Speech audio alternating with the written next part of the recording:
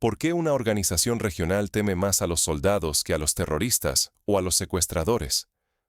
Hace apenas unos días, la Comunidad Económica de Estados de África Occidental, conocida como CEDEAO, sacudió a la región al decretar un estado de emergencia.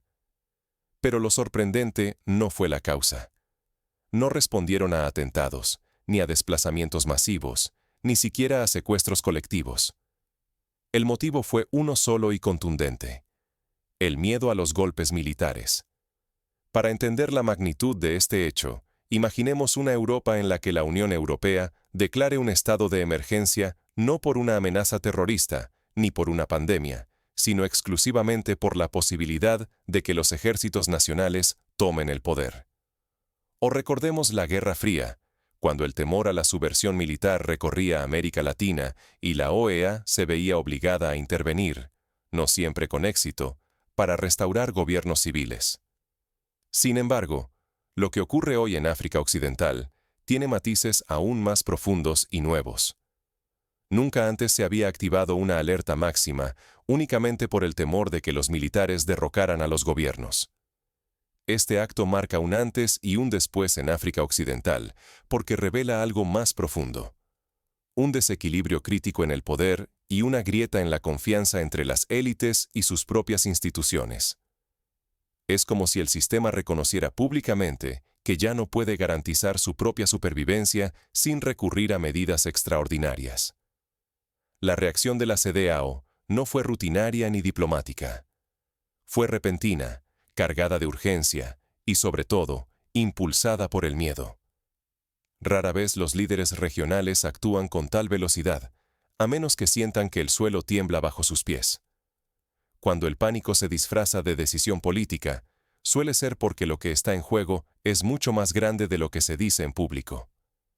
Así ocurrió, por ejemplo, cuando la Unión Africana suspendió a Egipto tras el derrocamiento de Mohamed Morsi en el año 2013, o cuando la comunidad internacional tardó meses en reaccionar ante la caída de Robert Mugabe en Zimbabue. ¿Es esto una defensa auténtica de la democracia, o el reflejo de un sistema que se siente acorralado? Si pasamos por alto esta señal, podríamos perder la oportunidad de anticipar un giro histórico en África Occidental. No es un capítulo más en la larga lista de crisis africanas. Es el inicio de una lucha por el futuro de la democracia, la seguridad y la voz de decenas de millones de personas. Para comprender cómo llegamos a este punto, debemos sumergirnos en el contexto y las raíces de esta crisis inesperada. La inestabilidad no surgió de la nada. En los últimos años, la región ha sido un laboratorio de tensiones y rupturas políticas. Pensemos en el Sahel, donde la desintegración del Estado de Malí tras el año 2012 permitió el avance de grupos yihadistas, y donde el vacío de poder fue llenado rápidamente por milicias y actores no estatales. O la fragilidad institucional de Guinea-Bissau, con más de 9 golpes de Estado desde su independencia en el año 1973. Esta historia de fragilidad ha ido erosionando poco a poco cualquier esperanza depositada en las instituciones. ¿Cómo pasamos de incidentes aislados a una ola imparable de rupturas que la CEDEAO ya no logra frenar? En África Occidental, los golpes de Estado dejaron de ser rarezas para transformarse en una tendencia alarmante, especialmente en tiempos de elecciones. Antes eran excepciones escandalosas. Hoy se suceden sin pausa. Mali, Guinea, Burkina Faso, Níger, Guinea-Bissau y hasta intentos frustrados en países que parecían inmunes. El bloque regional, la CEDEAO, que durante décadas se veía como garante de la democracia, ahora enfrenta una realidad que desborda todos sus mecanismos y certezas. Tomemos el ejemplo de Malí. En agosto del año 2020, una junta militar derrocó al presidente Ibrahim Boubacar Keïta, citando corrupción y mala gestión. Menos de un año después, la misma junta apartó al gobierno de transición civil que ella misma había pactado. En Burkina Faso, en solo un año, hubo 2 golpes de Estado, uno en enero y otro en septiembre del año 2022. En ambos casos, los líderes militares justificaron sus acciones por la incapacidad de los gobiernos civiles de enfrentar la inseguridad yihadista. Estas justificaciones encontraron eco popular inmediato. ¿Por qué ya nadie sale a defender gobiernos electos? La respuesta, por incómoda que sea, es clara. Para la mayoría, votar cada 4 o 5 años no cambia nada en su vida cotidiana. La corrupción, el desempleo y la desigualdad han corroído la fe en las urnas. Si las elecciones solo legitiman élites desconectadas, ¿por qué arriesgarse a defenderlas? En ese vacío de esperanza, figuras como Ibrahim Traoré, capitán en Burkina Faso, emergen como símbolos de ruptura y renovación. Son jóvenes, desafían lo establecido y prometen un cambio real, capturando la imaginación colectiva frente a políticos que ya no inspiran. No es que la sociedad adore la dictadura, es que la democracia actual se percibe como una promesa incumplida. Para entender este fenómeno más a fondo, recordemos el caso de Ghana en los años 80, cuando Jerry Rawlings, entonces un joven oficial, lideró 2 golpes de Estado, invocando la lucha contra la corrupción. Aunque finalmente devolvió el poder a un gobierno civil, su popularidad se cimentó en la percepción de que era un hombre del pueblo. De manera similar, la figura de Thomas Sankara en Burkina Faso se mantiene como símbolo de honestidad y sacrificio, décadas después de su asesinato, precisamente porque encarnó una alternativa real a la política tradicional. Esta deriva no sorprende a todos. Hace años, John Dramani Mahama, expresidente de Ghana, advirtió que la democracia regional estaba en soporte vital. Los jóvenes votan, decía, pero nada cambia. El cinismo reemplaza a la esperanza. Cuando muere la fe en la democracia, cualquier alternativa, incluso la militar, parece preferible al estancamiento. El peligro es real. La apatía y el desencanto pueden vaciar la democracia desde dentro, abriendo las puertas al autoritarismo sin resistencia. Si la ciudadanía deja de creer en la política, la región arriesga mucho más que su estabilidad. Puede perder la capacidad de elegir su destino. Pero este ciclo no es exclusivo de África Occidental. Vemos paralelos en otras regiones. En América Latina, durante los años 70 y 80, la desilusión con las democracias frágiles llevó al poder a regímenes militares en Argentina, Chile y Brasil. En todos esos casos, el vacío dejado por políticos ineficaces fue rápidamente ocupado por generales que prometieron orden y desarrollo. Sin embargo, el costo fue altísimo. La represión, las desapariciones y la pérdida de libertades fundamentales dejaron cicatrices que aún hoy duelen. Ahora que hemos rastreado el origen y las causas de la crisis, toca enfrentar el verdadero conflicto: el colapso de la legitimidad política y el doble estándar con el que la CEDEAO responde a esta tormenta. Para comprender el alcance de esta fractura, debemos analizar cómo la CEDEAO actúa ante los golpes y el impacto de su postura en la región. ¿Es posible restaurar la confianza sin una transformación profunda? ¿Por qué los castigos y sanciones contra los golpes de Estado no logran disuadir a las multitudes? ¿Por qué, en pleno siglo XXI, tantos ciudadanos de África Occidental siguen prefiriendo a uniformados por encima de políticos elegidos? La clave está en una tensión subterránea que la CEDEAO ha ignorado sistemáticamente. Durante años, la CEDEAO ha condenado los golpes como si fueran anomalías, mientras pasaba por alto abusos, corrupción y fraudes cometidos por gobiernos civiles elegidos en las urnas. Para millones de personas, la diferencia entre un régimen militar y uno civil se ha vuelto irrelevante, porque lo esencial, empleos, seguridad, oportunidades, no llega ni con el voto ni con la llamada democracia. Los líderes civiles han perdido legitimidad al priorizar intereses propios y enterrar los problemas reales bajo discursos vacíos. Aquí surge una alarma mucho más grave. La pérdida de credibilidad institucional es hoy una amenaza mayor que los propios golpes de Estado. Al castigar únicamente a los militares, la CEDEAO ha reforzado la percepción de que las reglas existen solo para proteger a las élites, no a los pueblos.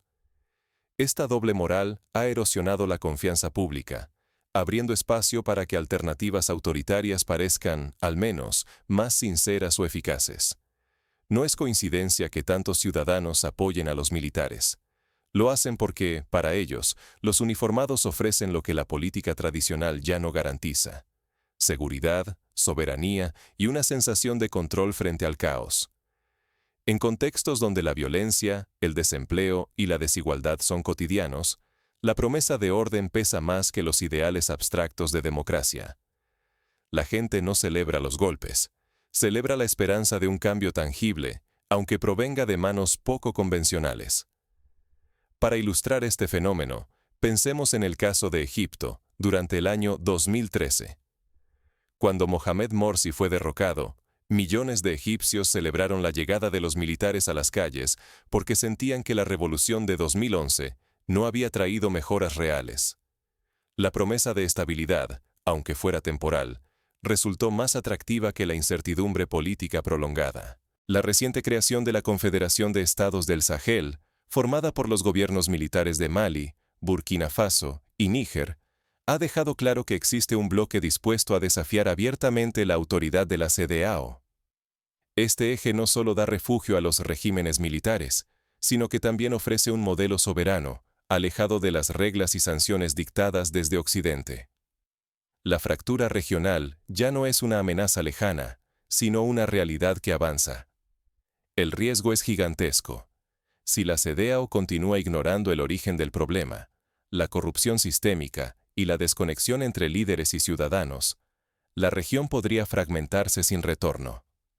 El vacío será llenado por nuevos autoritarismos que, bajo la promesa de orden, restringirán libertades y perpetuarán desigualdades. Así, la oportunidad de reinventar la democracia podría perderse para siempre.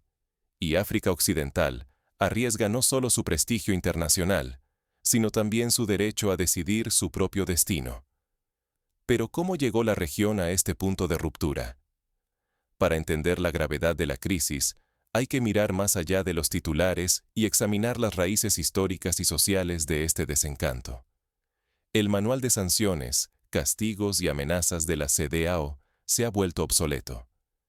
¿Qué ocurre cuando las sanciones internacionales ya no asustan, sino que se transforman en trofeos para los nuevos líderes militares? Durante décadas, la CEDEAO apostó por el aislamiento y las restricciones contra quienes llegaban al poder por la fuerza. Sin embargo, en el Sahel, el efecto ha sido el inverso. Los regímenes militares han salido más fortalecidos.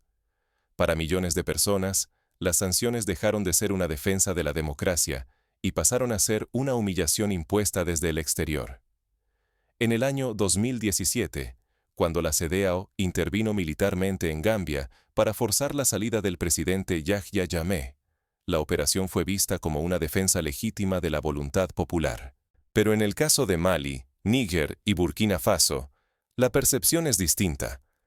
La intervención se interpreta como un acto de injerencia y de imposición extranjera, lo que refuerza la retórica nacionalista de los militares en el poder. La narrativa popular ha cambiado radicalmente. Cuando la economía se hunde y la vida cotidiana se hace insoportable, la culpa ya no recae sobre los gobernantes locales. Se dirige hacia actores foráneos. Así, los militares han logrado convertir el aislamiento regional en símbolo de resistencia y orgullo nacional. Las sanciones, lejos de erosionar su legitimidad, la han blindado ante la opinión pública. Esto ha dejado a la CEDEAO sin herramientas de presión eficaces. El desprestigio de las élites políticas y la sospecha de que la democracia solo protege a unos pocos han hecho que las amenazas internacionales pierdan efecto. Ahora, cada vez que la CEDEAO anuncia suspensiones o restricciones, la respuesta social es indiferencia o burla. El precedente de una intervención armada, como la que ocurrió en Gambia hace unos años, hoy implicaría riesgos mucho mayores. Ya no se trata únicamente de disputas internas. Potencias externas como Rusia, China o Turquía observan de cerca y estarían dispuestas a intervenir, financiar o alimentar el conflicto si sus intereses se ven afectados. La región, por tanto, enfrenta el peligro real de una confrontación multinacional. Si la CEDEAO recurre a la fuerza, podría encender un conflicto que no solo destrozaría economías, sino que consolidaría aún más a los regímenes militares y pondría en peligro la estabilidad de toda África Occidental. Para ponerlo en perspectiva, recordemos el conflicto en Siria, donde la intervención de actores extranjeros multiplicó la complejidad de la guerra civil. O la guerra en Libia, donde la caída de Muammar el-Gaddafi, tras una intervención internacional, desató una fragmentación que aún hoy impide la reconstrucción nacional. África Occidental podría estar en la antesala de una crisis de similar envergadura si la CEDEAO opta por la vía militar. En este escenario, ejercer una presión excesiva o precipitarse hacia la violencia sería una apuesta irresponsable. El riesgo no es solo perder una batalla diplomática, sino desencadenar un conflicto de largo alcance que arrastre a generaciones enteras hacia la violencia y la pobreza. Así llegamos a una encrucijada vital. ¿Cómo puede la CEDEAO salir de este círculo vicioso de sanciones estériles y amenazas sin peso? Hay lecciones que aprender y una señal decisiva que podría definir el porvenir de toda la región. Las señales ya están sobre la mesa. La CEDEAO debe decidir entre adaptar sus estrategias o arriesgar el futuro de la región. La siguiente decisión marcará un antes y un después para millones de personas. La región se encuentra al borde del precipicio. Solo una decisión valiente puede evitar que África Occidental caiga en el abismo. La tensión es palpable. La historia está a punto de inclinarse hacia un lado u otro. En este momento crítico, hay tres caminos ante nosotros. El primero es la reforma profunda, una transformación real que exija la responsabilidad de todos los líderes, sin excepciones ni privilegios, ni siquiera para los presidentes en el poder. El segundo es la vía de las sanciones, el aislamiento y la represión. Una ruta que solo envenena el ambiente y fortalece el resentimiento, afianzando la percepción de una élite intocable y distante. El tercero, el más peligroso, es la intervención militar. Una apuesta arriesgada que podría encender una espiral de violencia, miedo y traición difícil de detener. Pero hay una verdad que nadie puede negar. Ninguna solución basada en la fuerza o en el castigo externo podrá devolver la confianza perdida. Solo una reforma auténtica, no solo promesas ni farsas electorales, puede demostrar que la legitimidad y la justicia pesan más que las apariencias. Para lograr una reforma genuina, la CEDEAO podría inspirarse en ejemplos históricos de reconciliación y renovación institucional. Por ejemplo, la transición democrática en Sudáfrica tras el apartheid no fue posible solo por la presión internacional, sino por la creación de mecanismos internos como la Comisión de la Verdad y Reconciliación, que permitió a la sociedad enfrentarse a sus heridas y pactar un nuevo contrato social. De igual modo, la CEDEAO podría implementar procesos de auditoría ciudadana, consultas abiertas y tribunales independientes para juzgar tanto a militares como a políticos corruptos. Además, sería vital impulsar reformas económicas que prioricen la inversión en educación, salud y empleo juvenil. Si los jóvenes ven oportunidades reales de desarrollo, la tentación de apoyar golpes de Estado se reduce drásticamente. Un ejemplo lo encontramos en Ruanda, donde las inversiones en tecnología y educación han transformado la economía y reducido la dependencia de la ayuda internacional, aunque no sin desafíos en materia de derechos humanos. ¿Dónde está la señal que marcará el rumbo de la CEDEAO? Si la organización desafía abiertamente a los presidentes electos que manipulan constituciones o sofocan la oposición, entonces la reforma está en marcha. Si, en cambio, el silencio y la tolerancia se imponen, la fragmentación seguirá avanzando y el modelo de integración regional quedará obsoleto, convertido en un cascarón vacío. El destino de África Occidental depende de una pregunta crucial. ¿La legitimidad será genuina o seguirá siendo solo una fachada? La respuesta no se esconde en los discursos ni en promesas huecas, sino en los hechos. La población observa con atención. Quién es juzgado y quién es protegido indica si hay un cambio real o si todo sigue igual. Si la reforma no llega, la CEDEAO perderá su propósito y la esperanza de integración será solo un espejismo. Los países quedarán atrapados en una espiral de desconfianza y distancia, cada vez más alejados de los sueños y necesidades de sus pueblos. Ahora, llegamos al momento decisivo. ¿Qué puede y debe hacer la audiencia ante este punto de inflexión? La respuesta es más urgente que nunca. El futuro de la región está en juego y cada decisión cuenta. Es hora de elegir de qué lado de la historia queremos estar. La historia de África Occidental no será dictada únicamente por unos pocos líderes. Cada persona que observa, pregunta o denuncia puede influir en el rumbo de la región. Hoy, la responsabilidad trasciende a los gobiernos y a la CEDEAO. Si la sociedad no participa, el pasado se repetirá y las oportunidades de cambio se desvanecerán. Está en juego mucho más que la estabilidad política. Son millones de familias, la reputación internacional y la dignidad de una generación entera. La posibilidad de empleo digno, la seguridad en las calles y la esperanza de que la juventud no tenga que emigrar dependen de las decisiones que se tomen ahora. Cada acción, cada silencio, cada conversación suma o resta. El análisis informado y la vigilancia constante no son lujos, sino necesidades urgentes.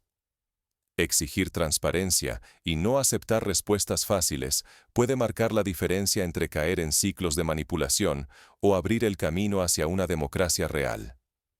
La crisis ha demostrado que los viejos métodos ya no funcionan. África Occidental está en una encrucijada histórica. Tu voz importa. Participar, o quedarse al margen, puede decidir si la región repite sus errores o forja un futuro propio. El poder de cambiar la narrativa no está solo en los palacios, sino en la suma de miles de miradas críticas y voluntades decididas. Por eso te invito a seguir de cerca este proceso, a compartir este video, a debatir y a no conformarte con la versión oficial. Solo así entenderemos lo que realmente está en juego y podremos construir una respuesta colectiva a una crisis que nos afecta a todos. El futuro de la democracia no depende solo de las leyes, sino de la responsabilidad compartida. Tu compromiso puede ser el principio de la solución. Participa, infórmate, exige y construye. Esa es la única manera de evitar que el miedo a los soldados, y no la voluntad de los pueblos, determine el destino de una región entera. Así, la deuda de la historia puede saldarse con hechos, no con promesas vacías.